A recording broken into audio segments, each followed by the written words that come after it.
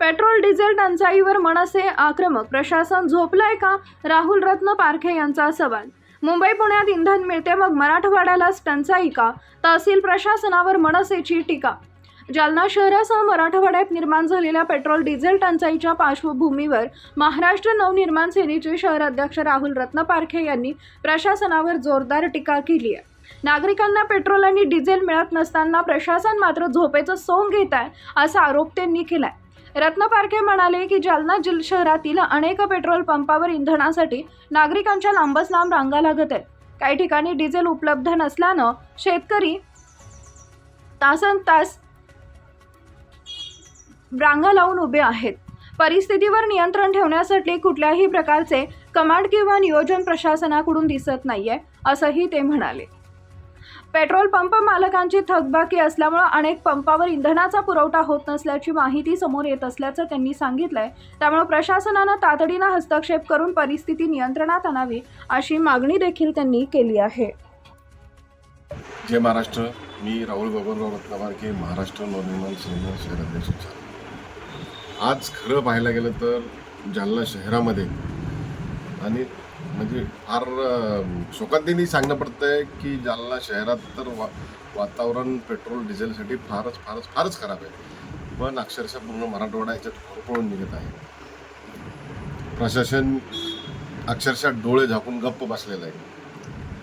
तहसीलदार madam याच्यावर कुठल्याही पत्र काढत नाही किंवा याच्यावर कुठल्याही प्रकारचं त्याचं लक्ष नाही किंवा याचं कुठल्याही प्रकारचं त्याच्यावर कमांड नाही.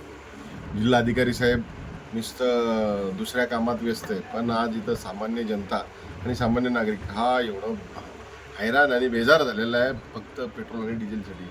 आज मराठवाड्यामध्ये सगळ्यात जास्त परिस्थिती बिकट आहे हे आम्हाला दिसून येते. वाईट आम्हाला त्याच गोष्टीचं वाटतंय की मराठवाड्यामध्येच फक्त परिस्थिती बिकट ह्या महाराष्ट्र शासनाने का केली असेल. काहून की मुंबई, पुणे आणि बाकीचे इतर शहरं एका महाराष्ट्राच्या बाहेर आहेत का?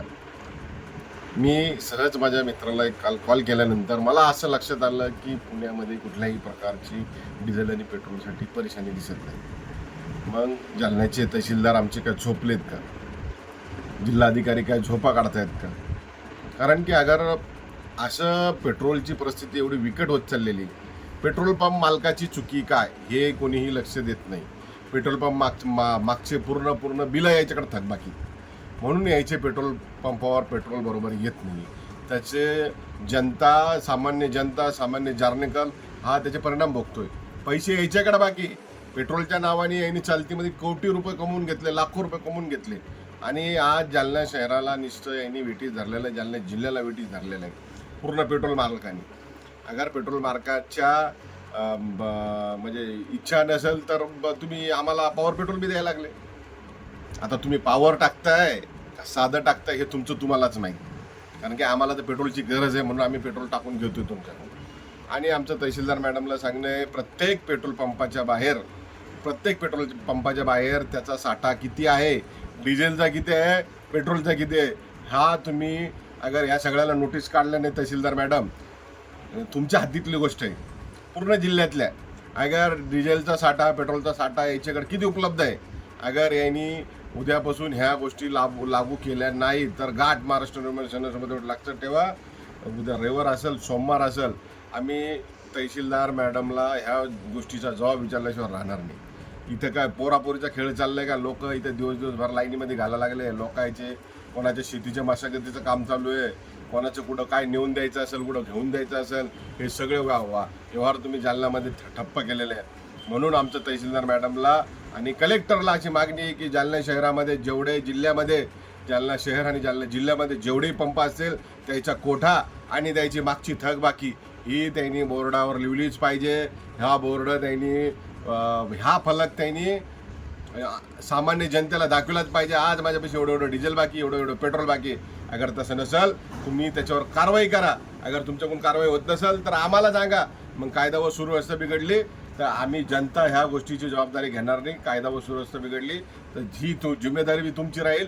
कारण की इथं सामान्य आम्ही हैराण परेशान झालेलो आहे.